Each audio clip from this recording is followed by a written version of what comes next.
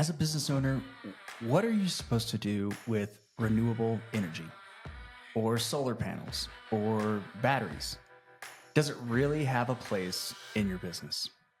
Today's guest would argue that it does, that it could help increase some income and decrease expenses in your business today. Today's episode was a special episode. I got to be a special guest on Josh Allen's All Things Energy podcast. Josh Allen is the owner of Rise Energy, and they specialize in renewables, whether it be solar panels or installing batteries within businesses and commercial buildings. And the podcast was a fun conversation about business in general, but specifically, what place do renewables have in your business? I think back to the turn of the century. I think of the Rockefellers and the Carnegies that used government incentives to pour gasoline on their businesses and grow them exponentially. And Josh would argue that today, the incentives around renewables are very much the same thing. There's over $1 trillion out there available from the government as incentives to implement renewable energy in some form. And so it's a worthwhile problem to spend some time on in your business and discern and decide, does it have a place? And if so, what does that look like? And so you'll get a lot out of that in today's episode. But welcome to a special episode of the Business Growth Masterclass, where business growth is made simple. Listen as we discuss best practices to streamline your operations, increase your profits, and ultimately create healthier, more stable, and more valuable companies. Here we go.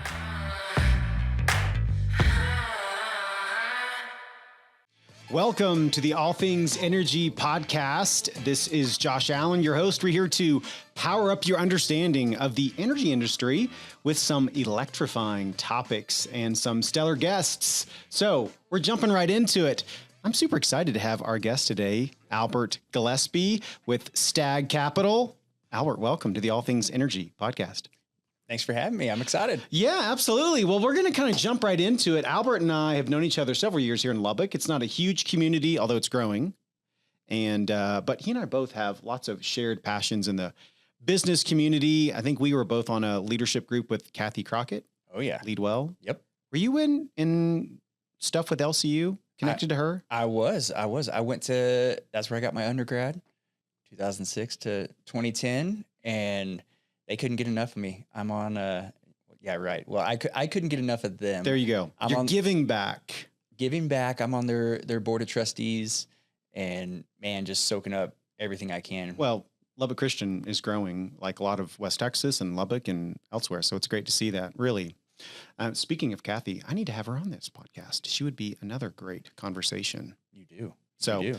Quick fun fact, Albert did a little trip down to South America, I believe Argentina, for a little dove hunt. Give me a little 60 seconds. That's not something everyone runs out and does in a weekend. That was one of those things. I have several friends that have done it. And being in West Texas, I'm like, it's dove hunting. Mm-hmm. Like, what's the big deal? Like, you can go out at any cotton field or any reservoir and, shoot your limit. It does not compare. Yeah. I mean, you shoot, I can't remember. I think I shot like almost 2,000 birds. 2,000. And which sounds like what is wrong with you, you sociopath? But those particular, there's dove, parakeet, and pigeon. They have a different breed of pigeon, but all three of those breed 3 times a year there. Wow. And so they're just overrun. Yeah. With these. And so any landowner, rancher, as long as you clean up your trash, they're like, please help. Come help. and the accommodations down there, one of my buddies, they right before COVID bought a little hunting ranch down there and remodeled it. And so the accommodations are crazy. Wow. Like there's 6 people on staff. There's a chef. The accommodations are incredible. You're not roughing it. And so if you want to bring your spouse on that, like they're going to have a good time. You're going to eat good and you're going to be gonna shoot until your arm falls off. Dude, but that's so much fun. incredible. I love, man, we could talk a long time about international stuff and just, man, there's just, no matter what you do, when you leave this country and you go somewhere else and you have a great experience and you meet people, it's really rewarding and rich. But it always just reminds me, love seeing the world and love being reminded that as imperfect as this country and this place and this state is, it's really a great place to be too. Yep. The part of Argentina we were at was Cordoba, and proudly they're like, we're the Texas. Oh, there you go. We're the Texas of Argentina. Good. That's good. But yeah, no, there's nothing like home, whether it's the food, the people, Yeah. the politics, or diving into, the business opportunities here. So speak in that regard, that'll kind of just take me into what's, how did your career get started? Out of school, got into stuff, and then we'll kind of make our way to Stag Capital today. But kind of what was the first seasons of your professional career? My undergrad at LCU was biology. Oh, nice. I thought I wanted to be a dentist.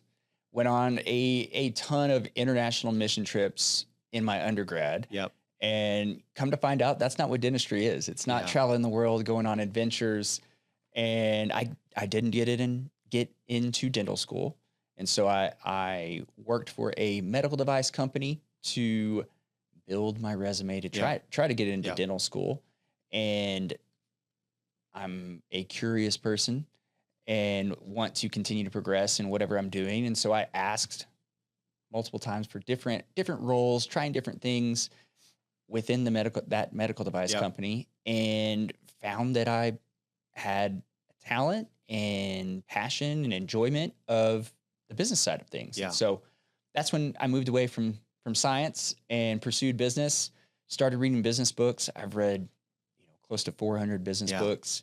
I just enjoy it. It's fun. It's a passion. It's a hobby. And from there, I found me and some buddies. We were reading one of the original business books, Think and Grow Rich by Napoleon Hill from like the 1930s. That's right. Incredible how valid and relevant that still is and will forever be. Still. I mean, if you like reading, King James Version, Old English. Yeah. But great book. And one of the core concepts from that is a mastermind. Yeah. And so we formed a mastermind group, which is a group of like-minded individuals that kind of meet regularly to set goals and hold yourself accountable to what you say you're going to do. And so started out as a get out of debt club. We were all big Dave Ramsey disciples. And from there, we all got out of debt. And then that group became a small business incubator. Yep. So started flipping houses, buying duplexes with one of my buddies, Tanner Noble. And through that, really got exposed to different areas of real estate. I went back to school, got my MBA. Tanner was a finance major. He was a full-time realtor at the time. And we kind of stumbled into apartments. Yeah. And so we met with the broker, half joking at the end of the meeting, saying, man, we'd like to buy an apartment. Didn't know how we're going to do that, what that meant. And him being a good salesman was like, well, I've got this 16-unit townhome. You guys should take a look at it. And so we brought that to our mastermind group, and everyone looked at us like, what is wrong with you? Keep flipping houses, buying duplexes, like that works. Yeah. Your mind can envision that and picture that. All of them thought I was crazy, except one guy who was a personal trainer, owned a CrossFit gym. Yep.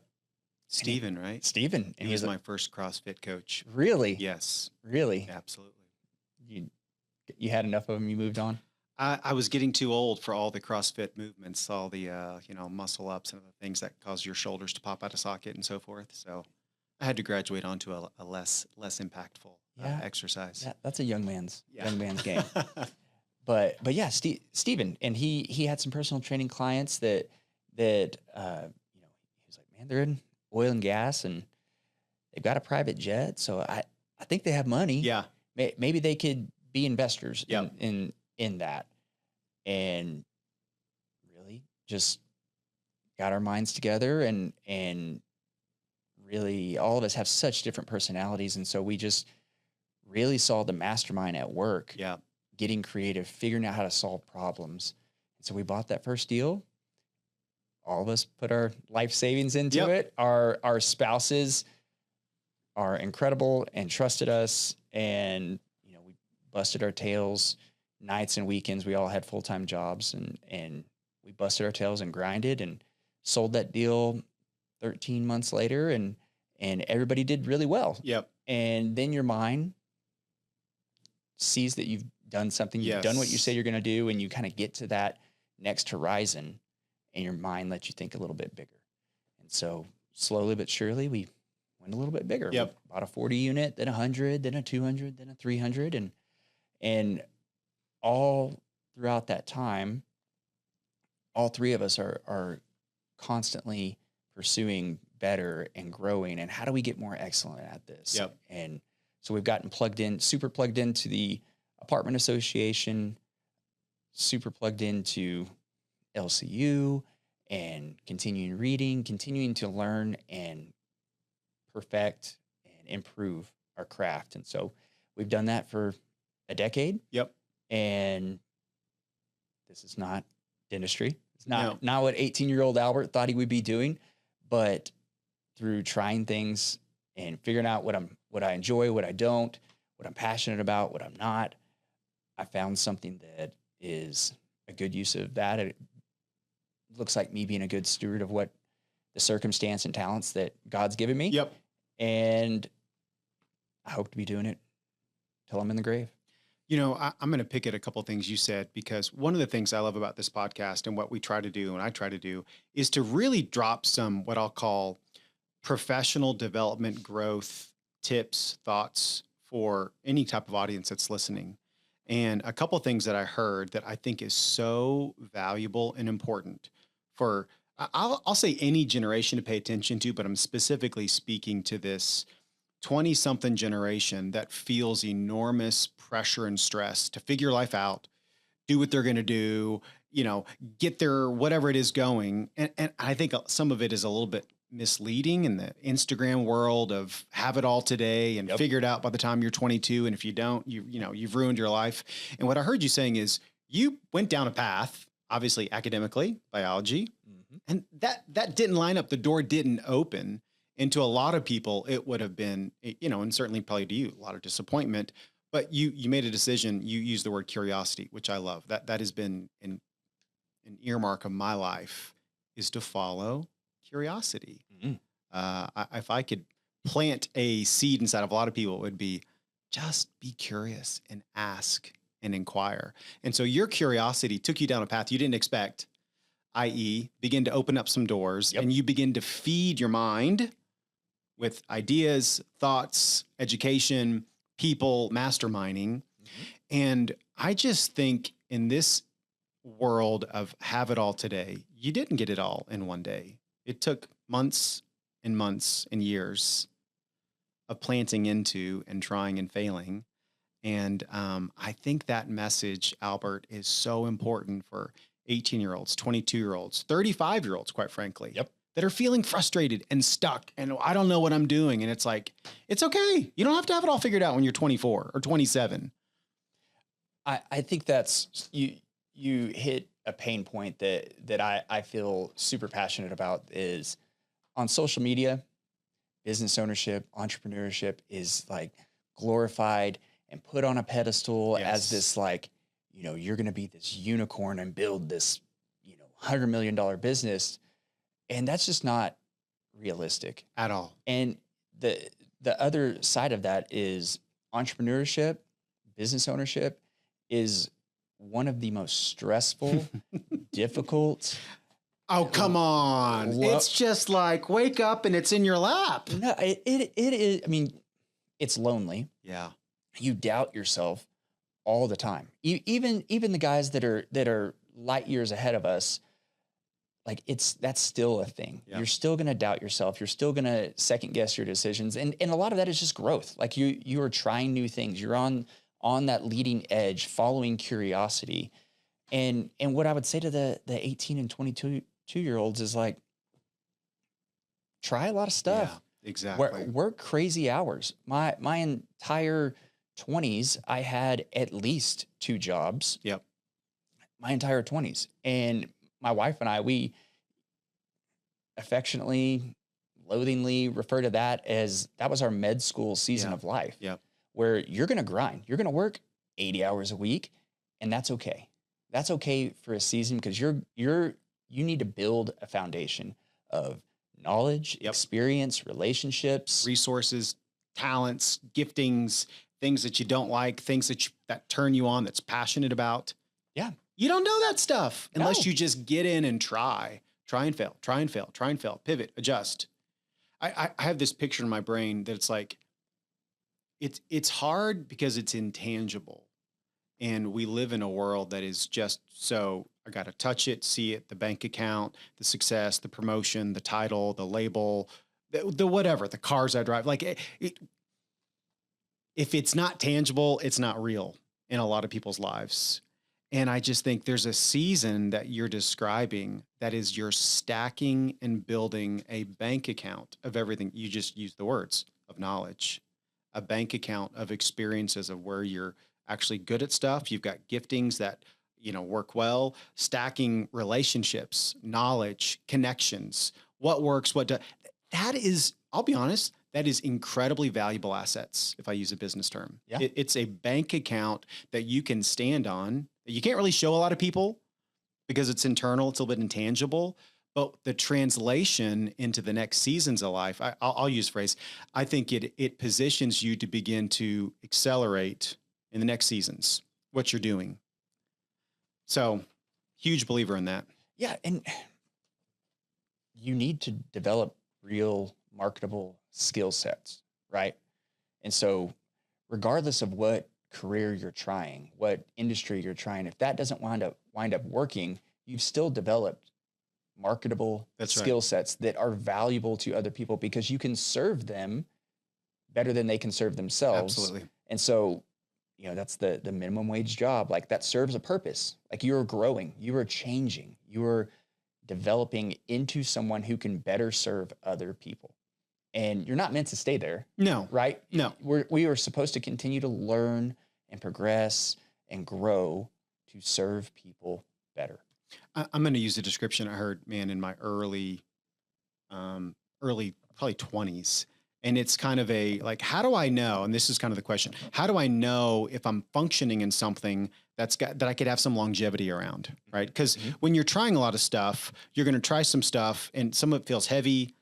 All of it feels, a little bit hard, uncomfortable. But the phrase that I have found that served me so much to recognize when I'm starting to function in something that has some longevity to it, it could be really productive to it, is when you're functioning in, I'm going to use the phrase your gifts, really talents that's really in you. And you may not know what those are. Like you thought it was dentistry, but you didn't know it was in business and in problem solving and in strategizing and networking and relationship building and capital raising. Well, those are skills you didn't know you needed, but as you cultivated them, it began to feed you. And so there's this phrase of when you're functioning in some things that are, I'm going to say, some core talents and giftings of who you are, you're going to have maximum production around it, meaning you're going to really begin to accomplish some stuff and it won't drain the life out of you. Now, the opposite, and I've been here a lot and you will be here a lot, is you're going to have to do some things.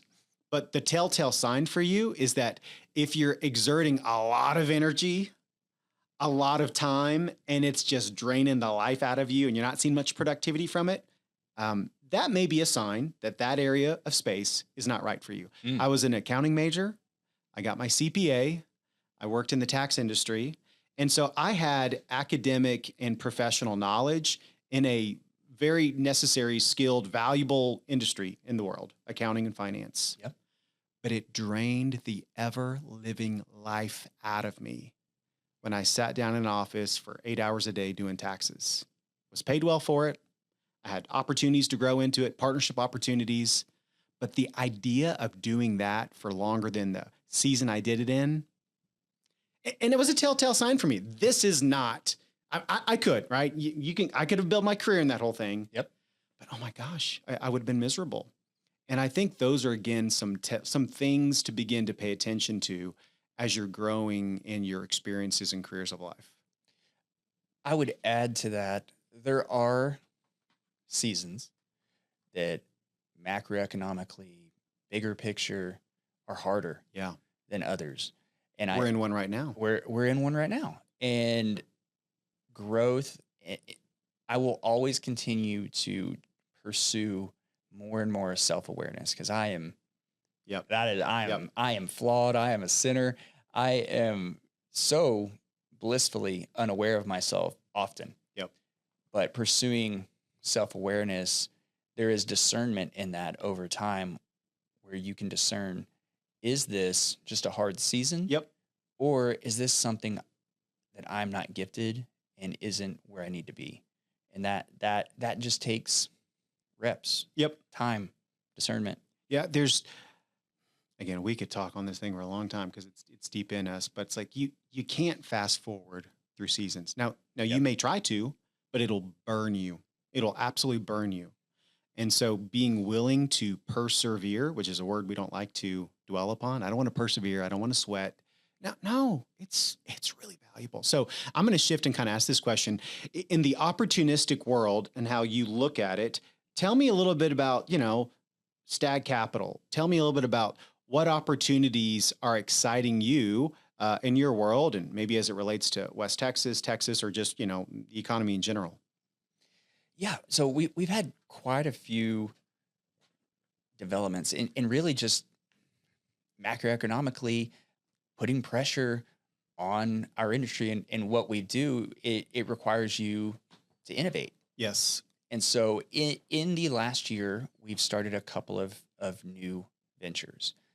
We've started Stag Capital is a private investment firm that we invest in commercial real estate, mainly multifamily apartments, and in industrial real estate, as well as operating businesses. Pause there. Our investor pool is our friends and family investors that are typically business owners that have built amazing, successful companies, who have an expertise that they've developed for decades, 20, 30, 40 years.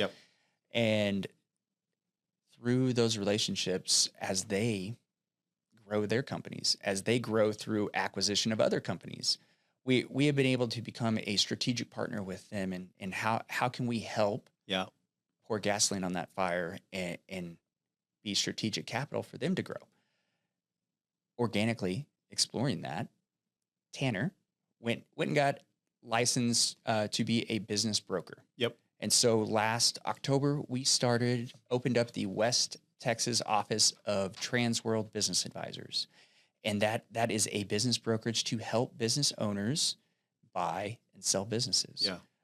Whether you want to grow through acquisition, or you're 60, 70 years old and you've built this baby for 30, 40 years, you want to have an exit. You want to have a plan. And really, we have a heart for that, because, all three of us, our dads are entrepreneurs, business owners. My dad has a plumbing company, and his plan is to work till he's in the grave. Which that's my plan too. I think God made us to serve. But I have a heart for those plumbers that they're just going to shut the doors when they're tired. When they can't anymore, when their bodies are beat up and they can't. So we have a heart for that, and I don't want to see that. And also, 10 years ago, 60% of the small and medium-sized businesses were owned by baby boomers. Okay. The youngest of them just turned 60 this year. Now, fast forward 10 years, and now 50% of businesses are owned by boomers. And so every day, there's 10,000 baby boomers that are retiring in the U.S. And if 7-8% of them are business owners, that is a ton of businesses that are either closing their doors or transitioning in some way. And so a lot of West Texas towns and businesses, their only exposure to buying or selling a business is through private equity out of Chicago or New York, where they come in and they're these vultures that kind of bring all the office into their back office in Chicago and lay off a bunch of people and restructure and really impact a town. And what we want to do is build this ecosystem in West Texas and Eastern New Mexico of attorneys that are specialized in that, of lenders that get the game, and buyers that are local and care about the communities, where you don't have these transient workers who don't care about the community. You're not just stripping the assets out, trying to create a gain for it, and caring nothing about the people, the staffing, the employees, or the legacy. Yep, exactly. And so we've started that, and there's a lot of momentum and exciting conversations that we've had around that. And to support that, we started Stag Business Coaching this January this year. And initially it was a lot of these business owners need to make these tweaks to make their business sellable, to make their business marketable. And so it was coaching to help them bridge that gap, to get the most value out of their company, but really to make it to where someone else could step in and continue running it. The thing about that is when you create this healthy, stable, marketable business, it's a lot of the same things of what does it look like to run a successful business. That's right. And so our business coaching isn't just for those looking to sell their business in the next year, but it's also for the startups, the business owners that feel stuck in their business. It's coaching that gives them the tools and a curriculum to bridge that gap, to go from the solopreneur to the business owner who can make an impact in doing what they are gifted to do. Well, and you and I have had this conversation around this business coaching and really trying to help position both existing businesses that, may be running themselves for years, or those businesses that are looking, how do you strategically position yourself? And I love this so much. And this probably goes back to my accounting and financial background. And that is, how do you make it easy on the transaction, on the people connected to a transaction, an acquisition transaction? How do you make it easy for them to evaluate the opportunity, the financial risk and reward? And then how do you help a business owner tweak their existing business so that the valuation can increase? How do we make subtle adjustments to financial reporting? How do we make subtle adjustments to the way that we operate so that we can increase net income or increase revenue or decrease expenses? Mm-hmm. Because, as you know, most valuation methods are going to be driven by what can you prove, report, and document as far as net income and EBITDA multipliers. Yep. And so very few, I would argue, and you're in this a lot more than I do, I think very few business owners have been given the tools, the coaching, to really be able to look at their business from that strategic standpoint and implement some of the, again, subtle changes. For some of them, maybe more than others. Maybe it's bookkeeping. It's like, what a shocker software will do for your, handwritten accounting. Exactly. And that's the part where you feel for the business owner, because they're excellent at what they do. If they're a tradesman, they're an amazing plumber. They're an amazing machinist. They're really good at that. They've sought out training. They've done so many things to build excellence. The business side of that, you don't learn that in school. Yeah. Right. And so so many of the little things, that the little tweaks that you're describing, it is having good bookkeeping. Maybe it's customer concentration. Maybe it's putting contracts in place. Maybe it's creating redundancies in certain positions where if one employee were to leave, it doesn't dramatically impact the business. Right. And so it's a lot of things that de-risk your business to a buyer, but it creates a healthier business if you didn't want to sell. And so there's all these little things, how to manage cash. How much cash do I really need to keep? Yep. How much do I need to put back for taxes? How can I systematically do that where I don't even have to think about it? It's not this freak out, April 15th or October, whatever, every year. It's planned. Yep. And there's these little things like that aren't really easily accessible for business owners. And so we really try to distill that down and deliver it in a way that's digestible and walk alongside them and help them implement it. And it's a blast. It's expertise that we've built over the last decade that we get to help other business owners, and it's this ecosystem that Well, if they win, everybody wins. I have to imagine every time you sit down with a new client, there's a new piece of knowledge and information that you guys get from just observing. Like, wow, that's look what they did here. I mean, we're going to contribute a lot of value to them, but my God, that's an idea that we can implement over there. 1,000%. That scratches. That's the curiosity of like.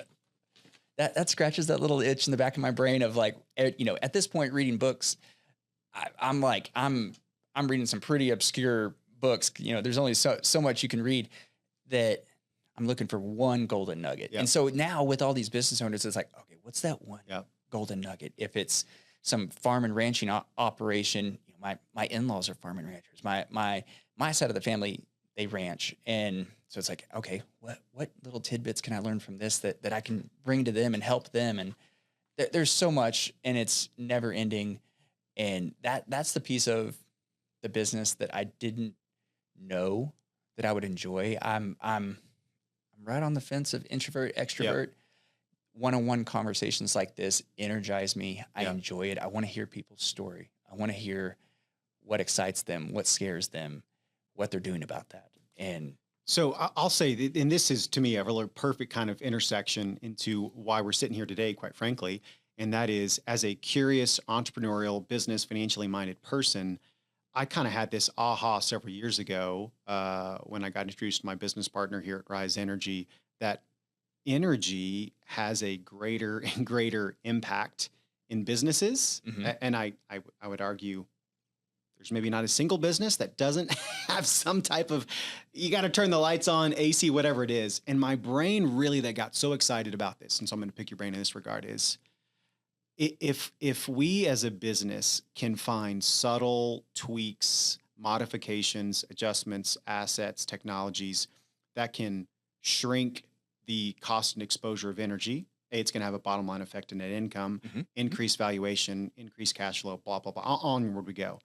And it's a sector that I think every business has to look at, and they may not pay attention to it. So my question to you is, it's not your expertise. You don't spend every day on it, but having touched lots of real estate, multifamily, now advising businesses, how often do you see energy related pain points, costs, exposure, resilience, how often do you see that come up as a conversation or a point of emphasis?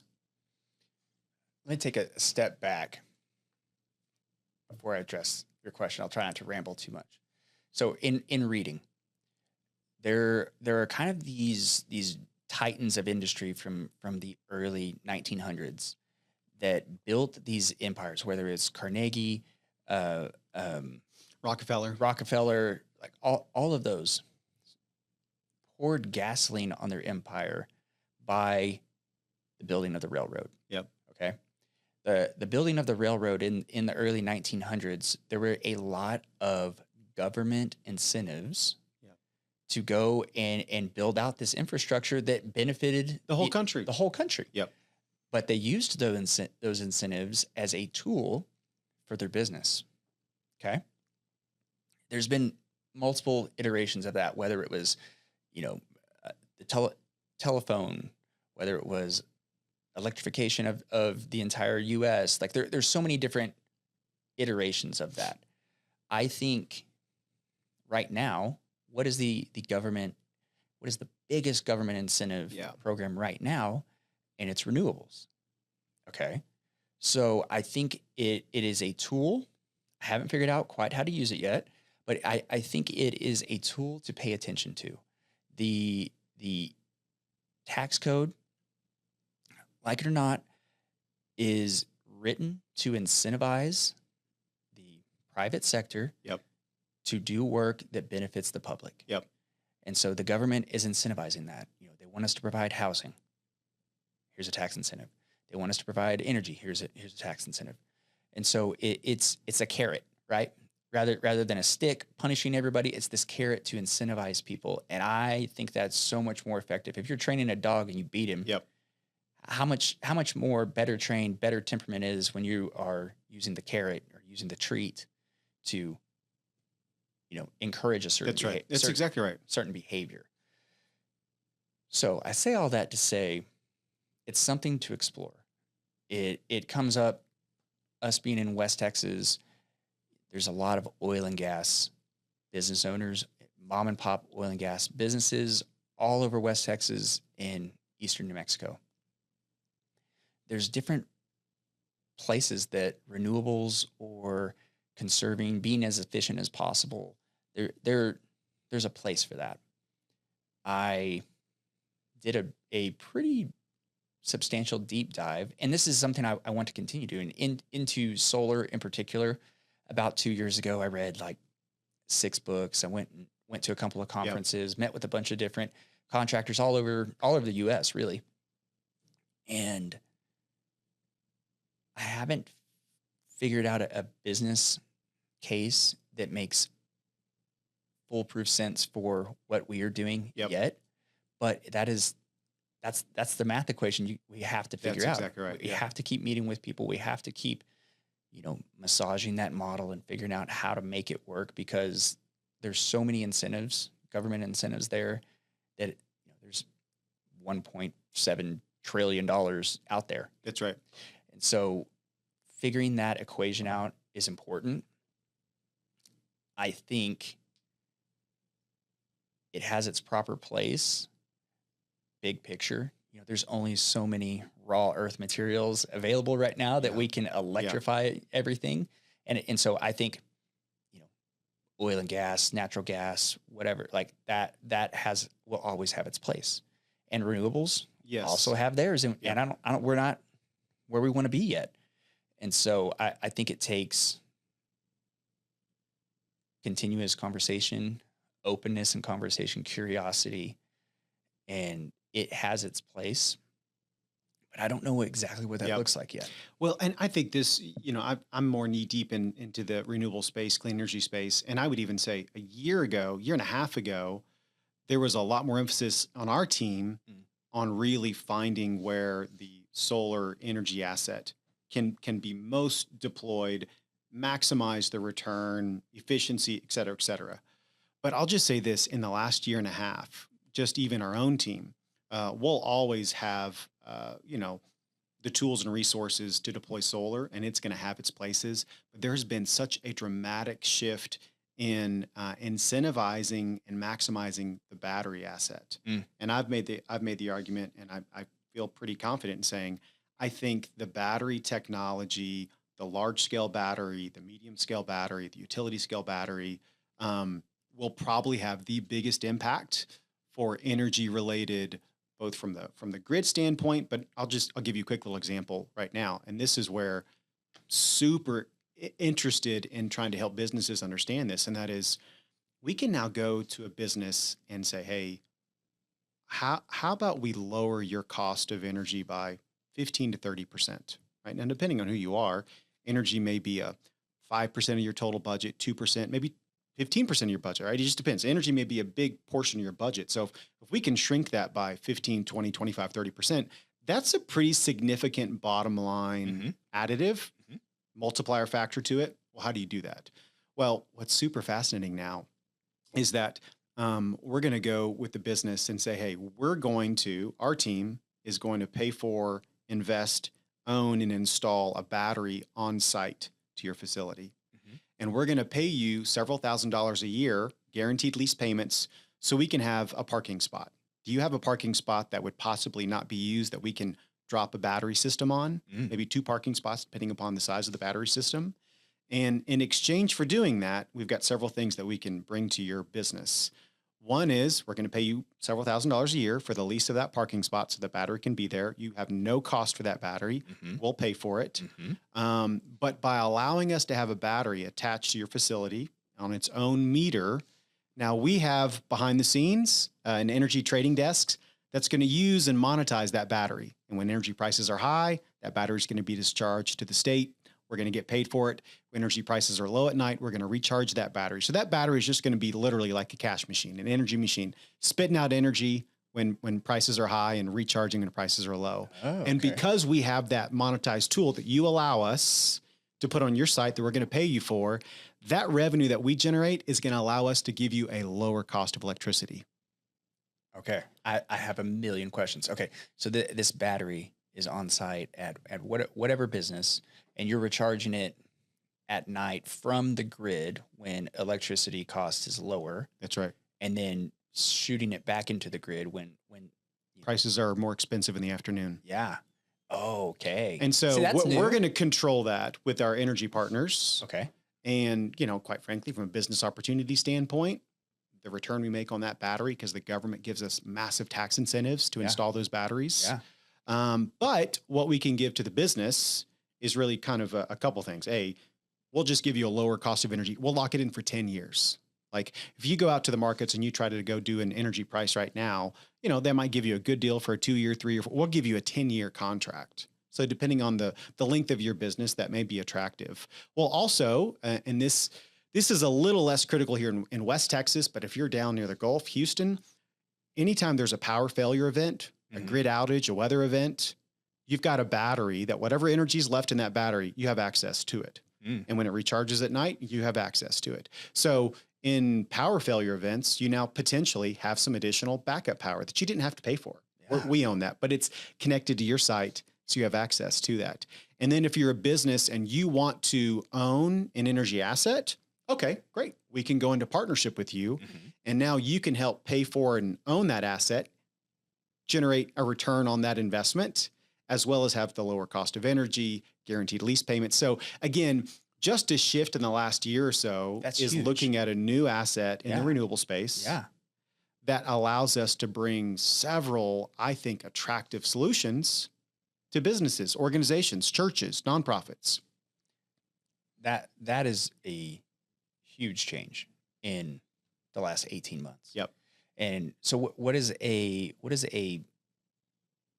shelf life, right? What's a useful life term for a battery? For a battery. And again, this is where technology has made some dramatic improvements and will continue to improve. And that's basically going to be the life of these batteries, the output of these batteries, the turn times of them. Today, I think most larger, we'll call them quasi-utility scale batteries, are probably going to have, 20-year lives.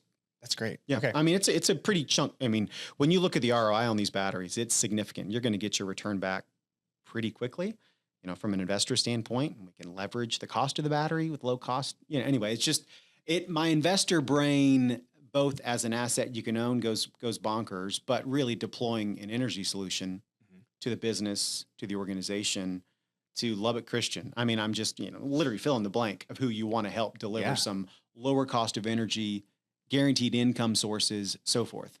My brain is spinning right now. So what are the variables for you guys? Like what is your ideal client, best case, and what is like marginal client that might not be worth it? Well, I mean, certainly, I think the more energy you're using, the more benefit you're going to get. Right. Okay. So if you're a 1,000 square foot, retail store that's only open from, 10 a.m. to 6 p.m., you're probably not using a lot of electricity. Right. So that's probably you could get some benefit from it, but that's probably not, going to be most ideal. If you're, I'll just pick on Lubbock Christian because you probably see some of the numbers on there. Bring it. They're using gobs of energy. Yeah. Right. And I think especially as a nonprofit, you're very budget sensitive. Everyone's budget sensitive, but I think especially nonprofits are very budget sensitive. And if you're exposed to variations in your budget, and energy can be one of those, that can have a painful financial impact on your cash flow. So, for example, we would probably go in and we would look at the total energy picture for a university, Lubbock Christian, and we'd go, okay, what's your current cost of power? And we'd really analyze that. All right. So then we would want to look at and go, how long are you locked into this? And then what are the variables to be able to adjust it or to be able to blend and extend it and kind of give you almost like you take your current contract and you've got 2 years left. Well, now we're going to extend that 8 years.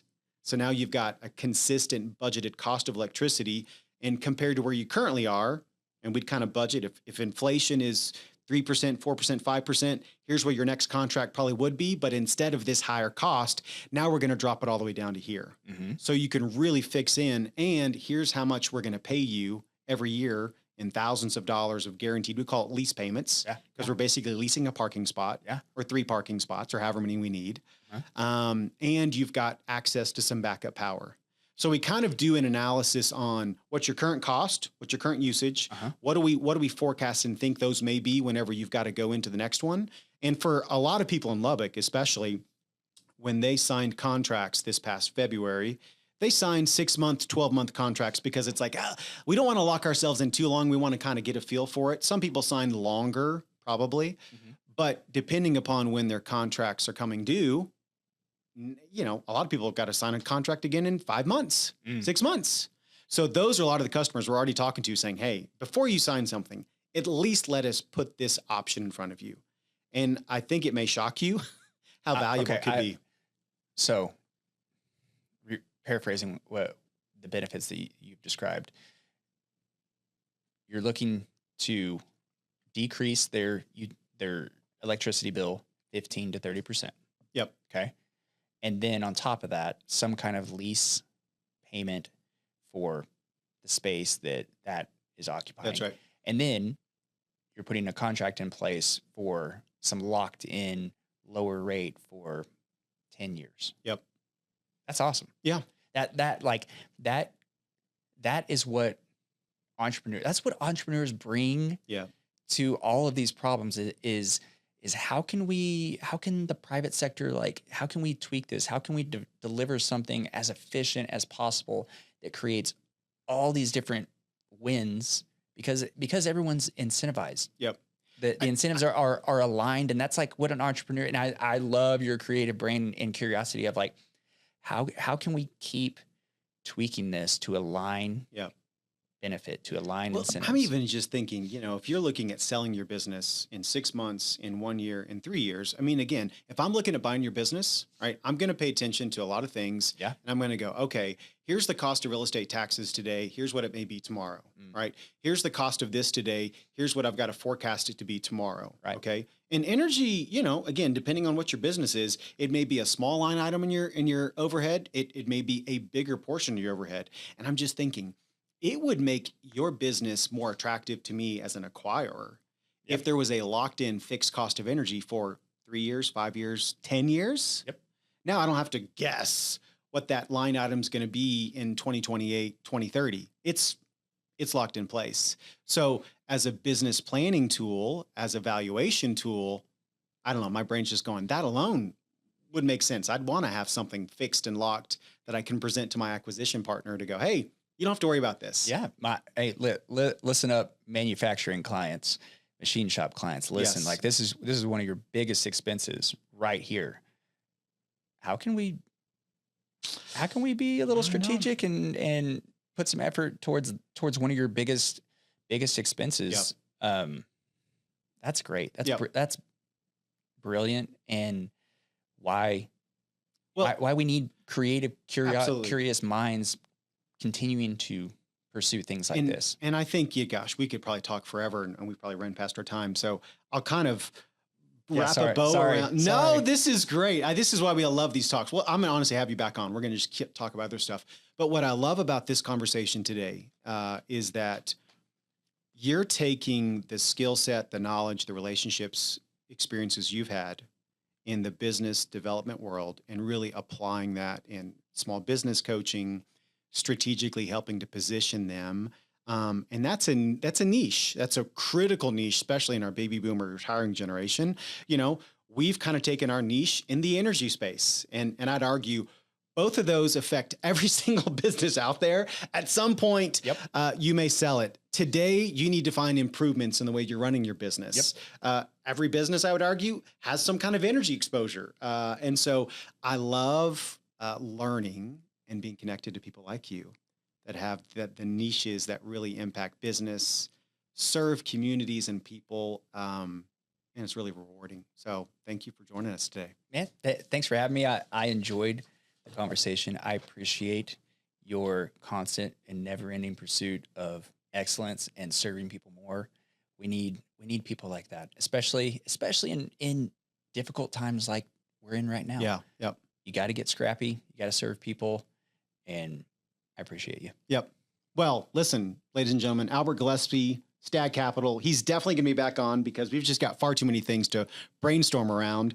So thank you for joining us on the All Things Energy podcast. As you know, you can check us out on all of our social media handles at GetRise Energy, www.getriseenergy.com. We'd love to serve you, help you find some of those solutions we talked about.